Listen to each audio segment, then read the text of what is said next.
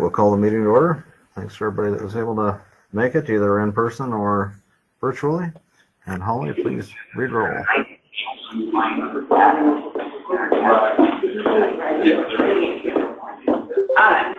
Okay, Wendy has. Yeah, no problem. Or Wendy has, sorry. I knew, like I said, I knew. But I don't. Hey guys, we're starting. Yeah. Okay. Jason Hoffman. Sure. Bridget Edson. Mindy Benson. Michelle Bischoff. Present. Curtis Wooten. Present. David Ness. Here. Present. Dan Fank.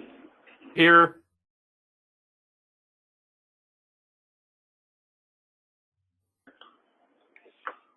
Rhonda Broaddus. Here. Kaylee Nichols. Here. Cindy Height. Here. Peter Huffman. Michael Strasser. Here. Keith Hope. Here. Patrick Updike. Patrick Updike, President, Iowa Department of Corrections.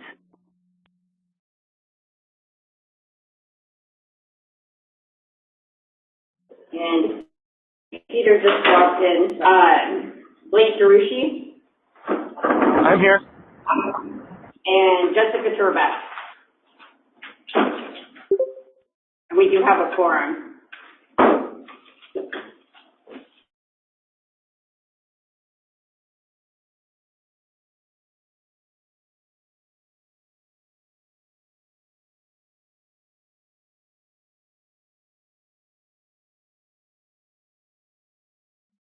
Chair Ness, you may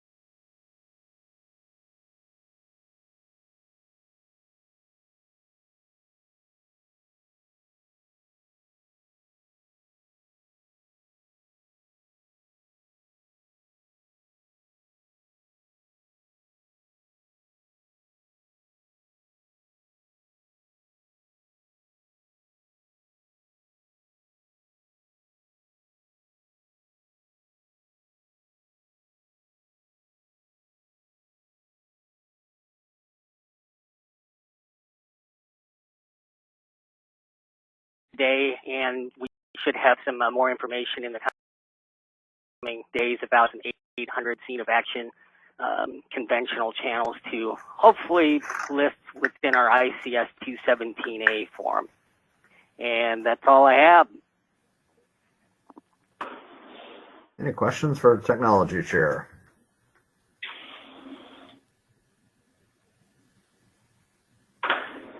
Hearing none, we'll move on to FirstNet Broadband. Chair Bischoff.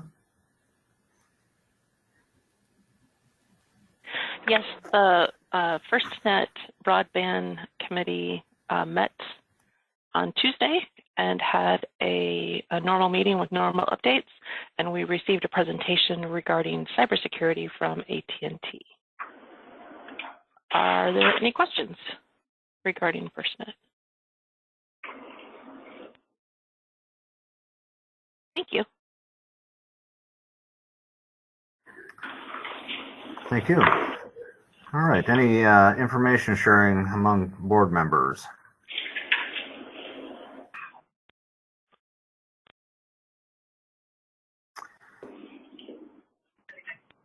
For people that are not aware, the committee chairs have a discussion before the board meeting, try to make sure we're all on the same page about what's to be presented, and there aren't surprises. And then we also have a usually much quicker meeting following the Essex board meeting that occurs the following day.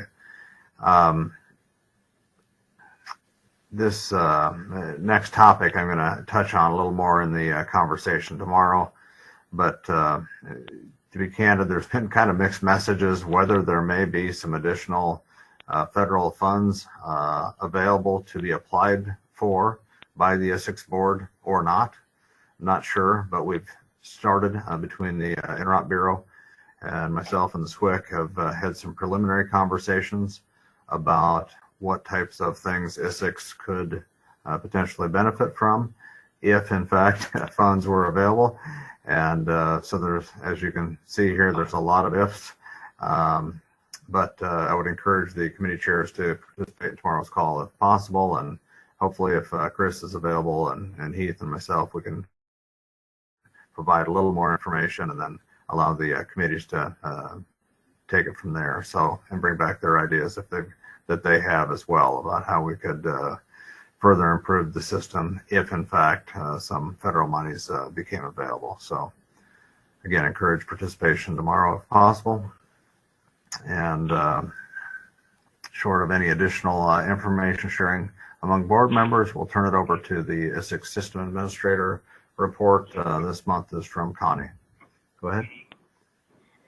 Thank you. We have seen an increase in the radios, talk groups, and push-to-talks throughout this month from February.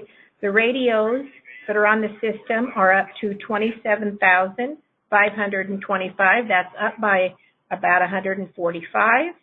Talk groups are at 2,722. That's up by 5. And push-to-talk is 2,243,781, which is up by 265,347. The only other thing that I want to bring up is that we will be doing the preventive maintenance again this summer, and I don't have any schedules yet, but I just wanted people aware that those will be starting this spring and will go through fall. That's all I have for today, unless there's any questions.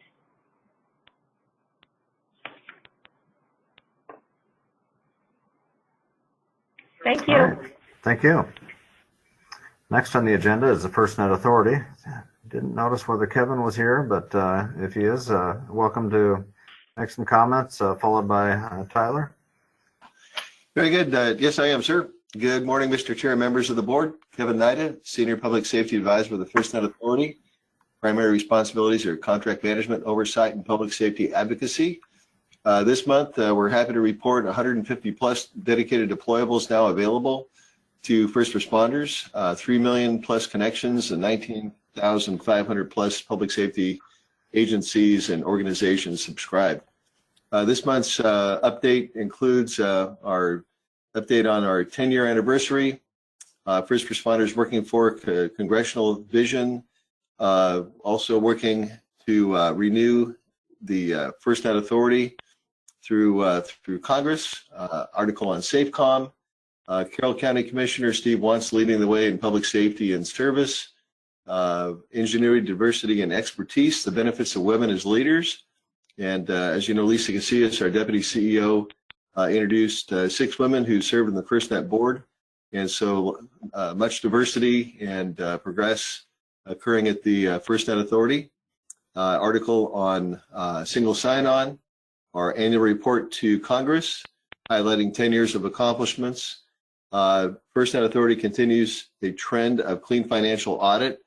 And so I know that all of the travel and expenses and things that the FirstNet Authority has are very closely tracked. And actually, Lisa Casillas is a CPA as well as being our Deputy CEO. So the funding is in well hands.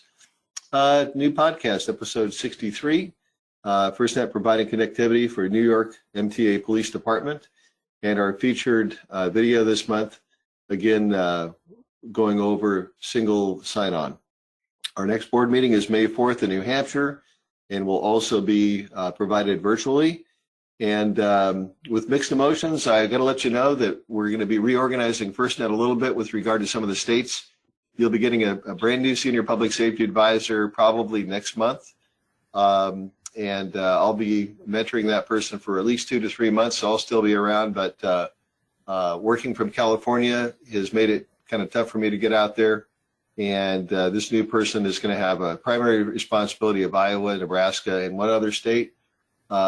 So sad to be leaving you, but we'll leave you in good hands, and we'll announce who that person is probably next month. So thank you for all of your support, and the updates will continue, just with a new reporter. Back to you. Thank you, Kevin. Tyler? Thank you, Mr. Chair. We had several new sites come online from AT&T standpoint. Southwest Iowa, one near Anita, Iowa. Madison County, south of Winterset, between Macksburg and East Peru. Southwest Iowa and Macedonia. Southwest Iowa near Malvern and Hastings. And then we also are beginning the planning phase for the Ragbri event this summer. So we've started our engagement with the ROG team, and we will be reaching out to local EMA and stakeholders across the release route and getting a meeting scheduled to determine deployable locations probably 30 days from now. So the EMA, local stakeholders can expect that communication. And that's all for my report. All right, thank you both. Next up is the CISA ECD update. Jim? Thank you. I had the opportunity during this morning's 911 Council meeting to thank Iowa's public safety telecommunicators, and I encourage you to let our telecommunicators know that they are appreciated, not just during Public Safety Telecommunications Week, but every week. They are the unseen vital link in our public safety communications chain, and are definitely worthy of our year-round recognition.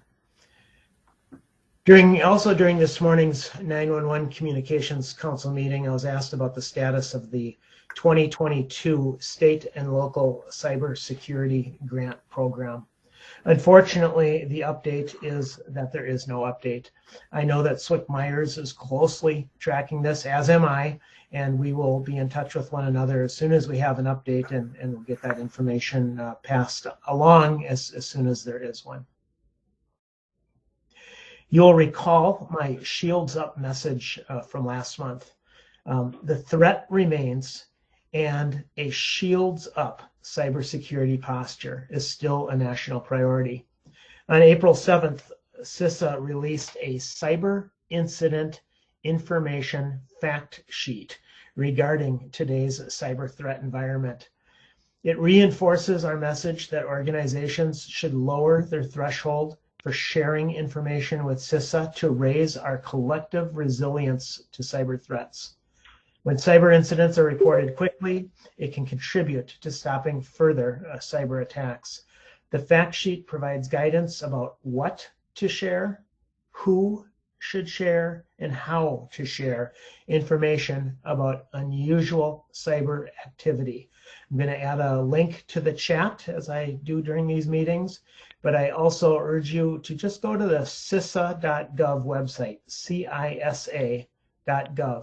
You can't miss the Shields Up banner across the top of the page, and if you click anywhere in that banner, it'll take you to the Shields Up webpage where you can find all the information you need about our current cybersecurity posture. 4 strong candidates were interviewed for the Region 7 Emergency Communications Coordinator position. The hiring recommendation was conveyed to the hiring authority. We do not yet have a formal update on that hiring. And CISA is always happy to help Iowa with its SCIP goals. We're currently doing that through 6 different technical assistants, and I believe we've talked about most of those during this call already today. And I would be happy to take your questions if you have any.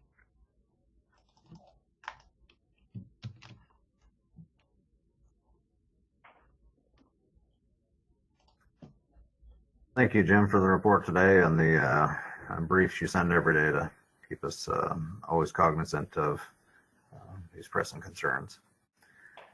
Standards Working Group, Swick Myers. Yes, thank you, Mr. Chair. Standards Working Group did not meet last month. We had some standards on our agenda, but we're working with some external stakeholder groups on that, one being related to the emergency management talk groups. We're waiting for some feedback on IAMA, or from IAMA on those talk groups before we take those up. Following some of the meetings at IWCE, I had a chance to speak to some cybersecurity experts, and we will be working on an update to some of our standards relating to the maintenance of the system and how things are connected to the system for service and such, just to kind of make sure that through policies and standards, we plug some potential cyber holes before they start. So that's the update from the Standards Working Group. We are expecting to meet at the end of the month and hopefully take up the cybersecurity addition to one of our standards. And if the emergency management tax are ready, we'll go ahead and take that up as well. That's my report, and take any questions.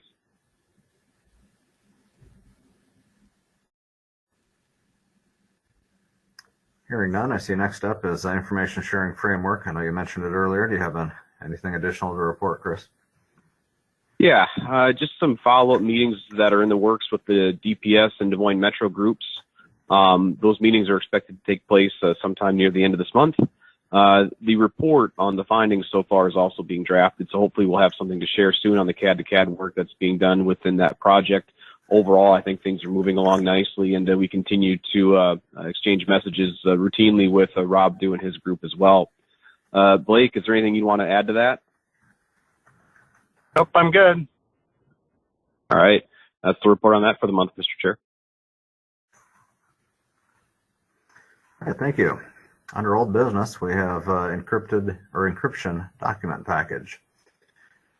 Is there anything for board consideration on that, or are we still in the waiting period, comment period, I believe? Yeah, we're still in the comment period. It closes today. We have received a couple more comments, but I haven't pulled those all together, so no further update. But we will have something for you at next meeting in totality of the comments and action plan as a result of the. Yeah, sounds good. I would encourage if there are things that can be modestly addressed or addressed within a committee to get started before the next meeting. But if it's going to be a multi-committee effort, of course, it may not be possible in a few short weeks. So. Yeah, no, the operations committee does meet twice between now and the next board meeting. So yeah, we will have them reviewed and digested, and like I said, an action plan. I just don't want to. I don't have all the comments in totality to foreshadow what the action plan might be, or to short circuit what the committee's thoughts are. Totally understand. Thank you.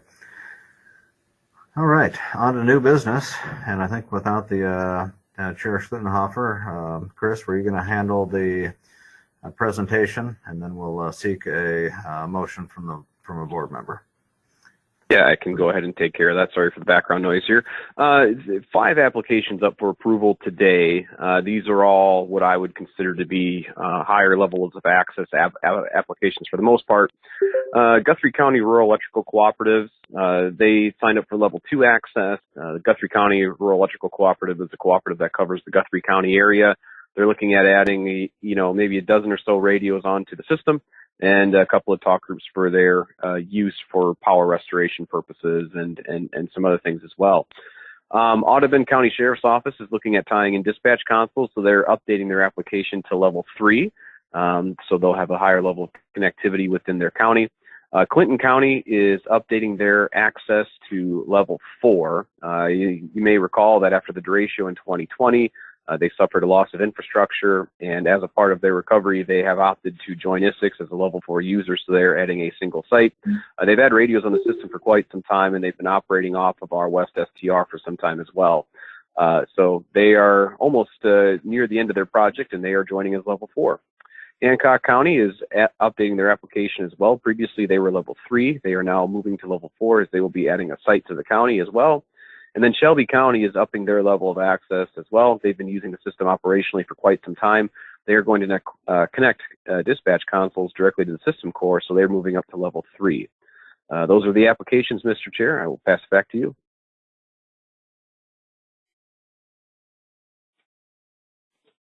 All right. I'll entertain a motion for these 5 exciting new potential users. Hank will make that motion. I think I heard Fink and Wotan. Any further discussion? All in favor signify by saying aye. Aye. Aye. Aye. Any opposed? Motion carries. And we started the meeting with Telecommunicators Week appreciation. We had it in the middle, and we should end with it as well. And as Jim mentioned, it should be front and top of mind, not only one week of the year, but every week of the year. So thanks all for their contributions to this critical task that we're all working on. Meeting's adjourned. Thank you.